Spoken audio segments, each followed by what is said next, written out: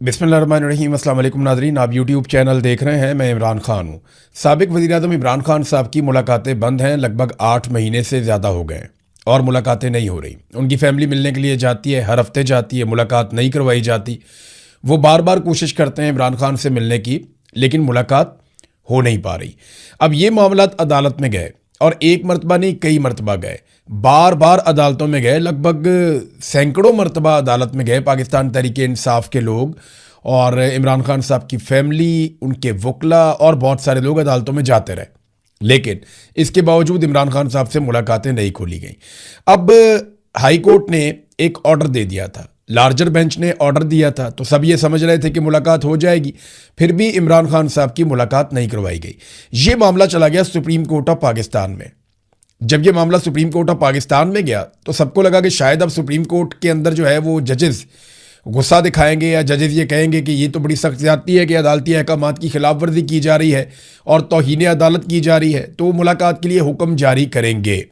तो ये मामला इमरान खान साहब का आज के दिन के लिए लगा हुआ था सुप्रीम कोर्ट ऑफ पाकिस्तान में, और ये जस्टिस मोहम्मद अली मज़हर ये इस मामले को सुन रहे थे। 3 रुकनी बेंच था और ऐसा लगता था कि चीज़ों को सुना जाएगा, लेकिन वो टेक्निकल चीज़ों के पीछे छुप गए।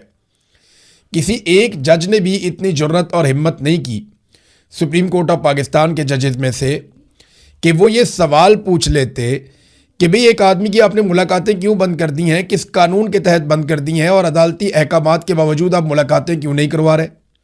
बल्कि ये हुक्म भी जारी किया जा सकता था कि आप फौरी तौर पे मुलाकात करवाएं और रिपोर्ट भी हमारे पास लेकर आए। वो ये करने की बजाय टेक्निकल चीज़ों के पीछे छुप गए, और जो 3 रुकनी बेंच है वो अल्लाह अल्लाह करके तो केस लगा था। सारे इंतजार कर रहे थे कि केस लगेगा, लेकिन एक मरतबा भी नहीं पूछा कि जनाब ये 8 महीने से 7 महीने से आपने जो मुलाकातें बंद की हुई हैं इसकी वजह बता दें कि ये मुलाकातें क्यों बंद की हुई हैं, या कोई रीज़न तो हमारे सामने रखें। 3 हफ्ते का नोटिस दे दिया हुकूमत ने, उनसे कहा जी हमें 4 हफ्ते का नोटिस चाहिए, इन्होंने 3 हफ्ते का नोटिस दे दिया कि जी 3 हफ्ते के बाद दोबारा आएँ और वजह बताएं कि इमरान खान की मुलाकात उनकी फैमिली से, उनके वकला से, उनके डॉक्टरों से क्यों नहीं करवाई जा रही। आप अंदाज़ा करें कि यह है सुप्रीम कोर्ट ऑफ पाकिस्तान की हालत, जहाँ पे जजेस बोलने से डरते हैं, जहाँ पे जजेस सवाल उठाने से डरते हैं। आप अंदाज़ा कीजिए वो सहाफ़ी कितने बहादुर होंगे जो अभी भी सवाल उठा रहे हैं। जहाँ सुप्रीम कोर्ट के जजेस सवालात उठाने से डर रहे हैं, वहाँ पे आम लोग सवाल उठाते हैं, फिर उन्हें निशान इबरत बनाया जाता है, पूरे सिस्टम को यरगमाल बनाया गया है। तो अब 3 हफ्ते का टाइम दे दिया गया, और तीनों जजेस ने, यानी जिसमें जस्टिस मुसर्रत हलाली साहिबा थी, जस्टिस शाहिद बिलाल साहब थे और जस्टिस मोहम्मद अली मज़हर।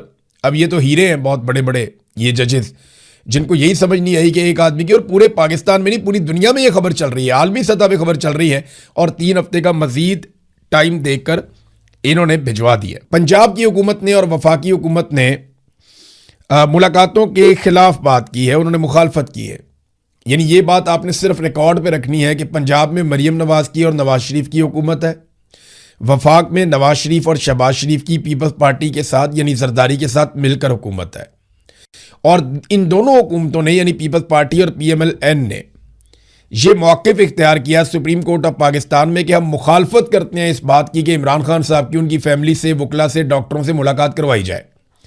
बस ये मैंने सिर्फ रिकॉर्ड पे रखने के लिए कहा है, और मैं अपनी टीम से भी कहूँगा कि ये क्लिप आज की तारीख के साथ काट के रख लें, क्योंकि ये इंसिडेंट हुआ है 20 जुलाई 2026 को।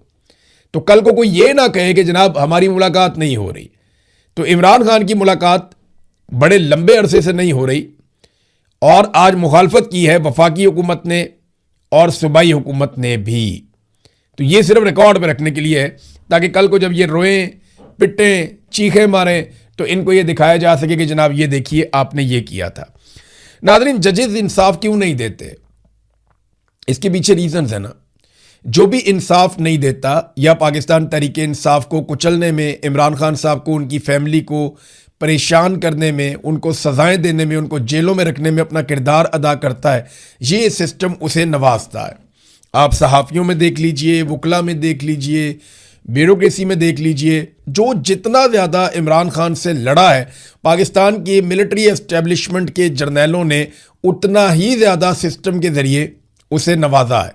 मिसाल के तौर पे अभी 3 जजेस आए हैं, इस्लामाबाद हाई कोर्ट में नए जजेस लाए गए हैं और उसके लिए जो इजलास हुआ उसमें 3 जजेस के नाम फाइनल किए गए।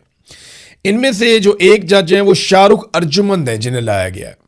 ये शाहरुख अर्जुमंद वो साहब हैं जिन्होंने बतौर जज, यानी अब निचली कोर्ट में जब ये जज थे इनको लाया गया हाई कोर्ट में, तो इन्होंने इमरान खान साहब को और उनकी अहलिया बुशरा बीबी को तोशाखाना 2 केस में सजा सुनाई थी। तो देखें कैसा इनाम मिला, अब हाई कोर्ट के जज बन गए।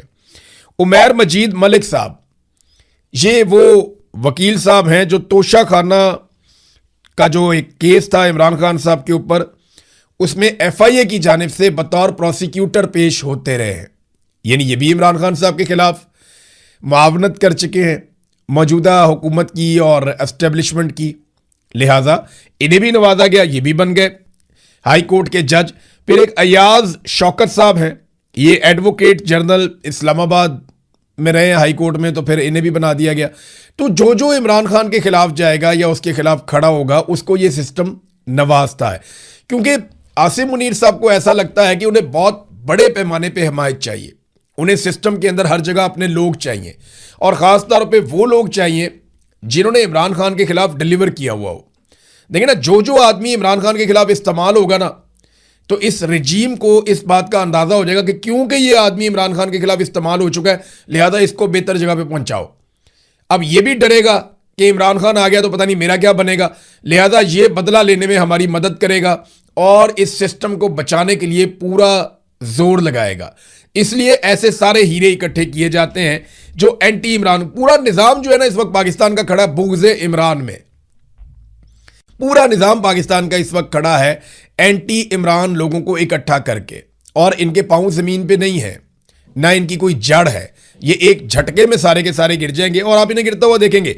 नौरीन नियाज़ी इमरान खान साहब की बहन, उनके ऊपर आपको पता है कि वो NCCIA ने एक ऐसा इंटरव्यू जो नशर ही नहीं हुआ, एक ऐसा इंटरव्यू जिसको उन्होंने कहा था कि नहीं इसको नहीं चलाना, हालांकि उसके अंदर जो कंटेंट है वो तो मुझे भी पसंद नहीं है, लेकिन मेरे ख्याल में वो नौरीन नियाज़ी को भी पसंद नहीं आया, या उन्हें ये समझ आ गई कि ये चीज़ ऑन एयर नहीं जानी चाहिए, उन्होंने रोक दिया था। और कंटेंट के हवाले से मैं आपको बताऊं, मोदी के साथ दोस्ती को इतनी बुरी बात तो नहीं है। नवाज शरीफ साहब अपने घर में लेकर आए अपनी सालगिरह वाले दिन, नवाज शरीफ अपनी घर की एक शादी के अंदर मोदी को लेकर आए। यहाँ मरियम नवाज यहाँ से उन्हें तोहफे भेजती हैं, वो वहाँ से इन्हें तोहफे भेजते हैं, वहाँ से साड़ियाँ आती हैं, सामान आता है, कपड़े आते हैं, यहाँ से मैंगोज जाते हैं, ये भी यहाँ से गिफ्ट भेजते हैं।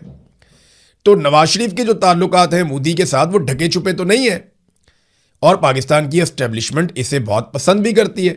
तो जर्नैलों को तकलीफ क्या हो गई जब उन्होंने ये कह दिया कि जनाब मोदी के साथ इनके ताल्लुकात हैं। देखिए, ये तो इंडिया का जो अपना उनका वज़ीर ख़ारजा, वो ये कह चुका है कि हमने जब हमला करना था हमने पाकिस्तान को पहले आगाह कर दिया था, पाकिस्तान ने मदारिस खाली करवा लिए थे, उसके बाद हमने वहाँ पर मिसाइल मारे हैं। तो नौरीन तो यही कह रही हैं कि ये तो इनका आपस में ताल्लुक था, इनको पता था एक दूसरे क्या करने जा रहे हैं। वो तो बाद में अल्लाह भला करे एयरफोर्स का जब इंडिया हद से आगे गुजर गया तो पाकिस्तान की एयरफोर्स ने इंडिया के तैयारे गिरा दिए। अब एयरफोर्स किसी भी सूरत में, किसी भी हैसियत में आर्मी चीफ के अंडर आती ही नहीं है। आपको पता है आईनी और कानूनी हैसियत में एयरफोर्स आर्मी चीफ के अंडर नहीं होती, वो ज्वाइंट चीफ ऑफ स्टाफ के